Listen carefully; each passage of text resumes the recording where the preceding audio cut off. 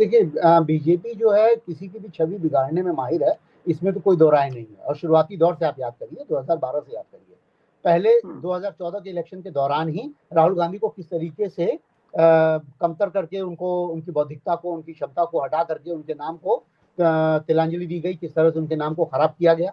और तमाम प्रवक्ता लगातार इन्हीं बातों को लगातार बोलते रहे हैं, ऑन एयर बोलते रहे हैं, और इसी बात को लेकर लड़ाई होती रही है। एक तरफ तो आप कहते हैं कि प्रधानमंत्री के लिए जो लोग हैं या जिनका नाम जो प्रधानमंत्री हैं उनके खिलाफ आप ऐसा बोल नहीं सकते हैं, लेकिन आप राजीव गांधी को भी नहीं छोड़ते, आप इंदिरा गांधी को भी नहीं छोड़ते, आप नेहरू को भी नहीं छोड़ते।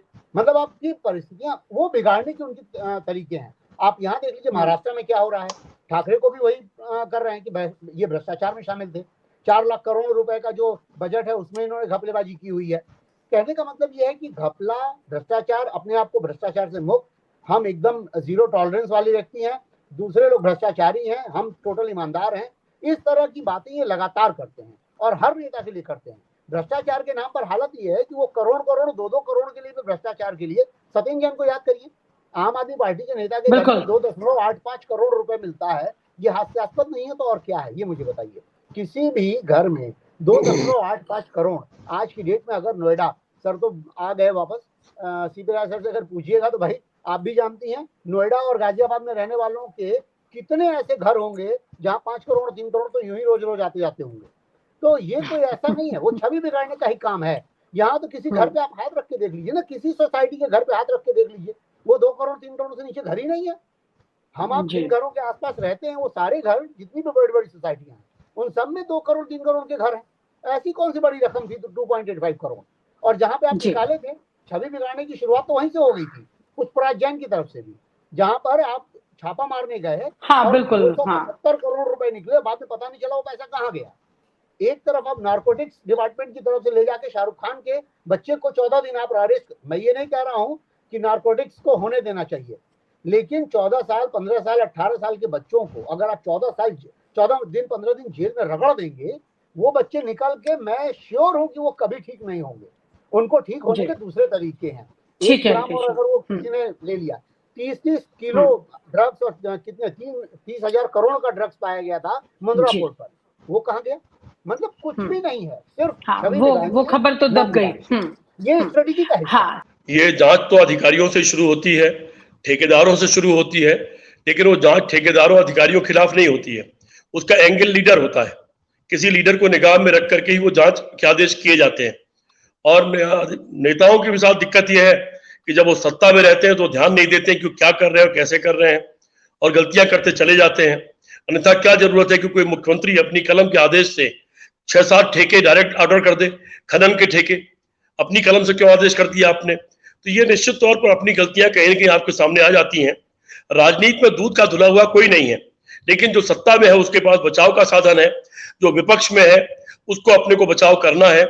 और मेरा मानना है कि ऑफेंस इज बेस्ट डिफेंस, लेकिन ऑफेंस वर्तमान में जितने भी विपक्ष में नेता हैं ये उसको जानते नहीं है, ये उससे डरते हैं, ये उसके प्रति झिझकते हैं। जिस दिन अखिलेश यादव चुनाव हारे थे, अगर मैंने कहा मैं अखिलेश यादव की जगह होता तो मैं अगले 24 घंटे में 3-4 लाख लोगों की रैली कर देता लखनऊ में, और यह कहता कि मैं इस चुनाव के रिजल्ट को डिस्कार्ड करता हूं और अपने कार्यकर्ताओं में जोश भर देता। अगर मैं प्रियंका गांधी की जगह होता तो 2.5% वोट भले आ गए थे, अगले ही दिन मैं पूरे प्रदेश के 50,000 आदमी लोगों को इकट्ठा करता लखनऊ में और यह कहता कोई बात नहीं, हमारे साथ बेईमानी हुई है। मैं 2.5% को मानता ही नहीं, उसको बेईमानी सिद्ध करता। तो ऑफेंस इज बेस्ट डिफेंस। उस मामले में ये सारे के सारे नेता, जो ये सारे के सारे नेता मार खा रहे हैं, ये दुर्भाग्य है और ये मार खाते रहेंगे जब तक ये अपने को बदल नहीं पाएंगे या इनके पास अच्छे आसपास अच्छे साफ सुथरे और राजनीतिक रूप से समझदार चिंतनशील सलाहकार नहीं होंगे, तब तक ये लोग मार खाते रहेंगे। ये दुर्भाग्य सिंह साहब, मजबूरी है। इस वक्त देश जिस हालात से चल रहा है, लोकतंत्र की जो परिस्थितियां है उसकी मजबूरी है। आज मैं देख रहा था, बल्कि कल से देख रहा हूं, एक घर की फोटो डाल करके बड़े पैमाने पर फैलाया जा रहा है कि तीस्ता सीटलवाल की देखिए इतनी बड़ी कोठी बेईमानी से आई है। अब उन लोगों को ये पता ही नहीं है कि तीस्ता सीटलवाल का जो दादा थे वो भारत के पहले अटॉर्नी जनरल थे, बहुत बड़े आदमी थे। तीस्ता सीटलवाल के जो फादर थे वो महाराष्ट्र के बहुत बड़े वकील थे, और वो उन लोगों की बनाई हुई कोठी है, बड़े लोग थे वो। और तीस्ता सीटलवाल अपने परिवार की इकलौती वारिस है, और इकलौती वारिस को वो पुश्तैनी घर मिला हुआ। मेरे घर में, आजमगढ़ के मेरे गांव में 18 कमरे का घर है, कोई नहीं रहता है। मैंने तो नहीं बनवाया, मेरी पुश्तैनी घर चला रहा है, उसके सामने 2 बीघा जगह है, खाली पड़ी हुई है। तो अब मेरे ऊपर कोई आरोप लगाया कि 18 कमरे सीपी राय ने कहां से बनवा लिए, इसका कोई मतलब है क्या? वो पुश्तैनी प्रॉपर्टी है।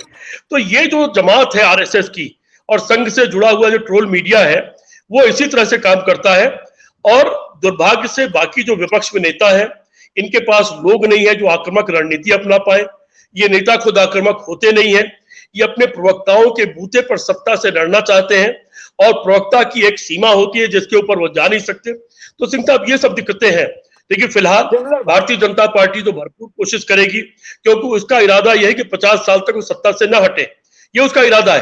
ये अलग बात, उसके परिणाम देश के लिए क्या होंगे, वो तो हर तरह की कोशिश करेगी कि विपक्ष को किसी भी हालत में कहीं का ना छोड़े।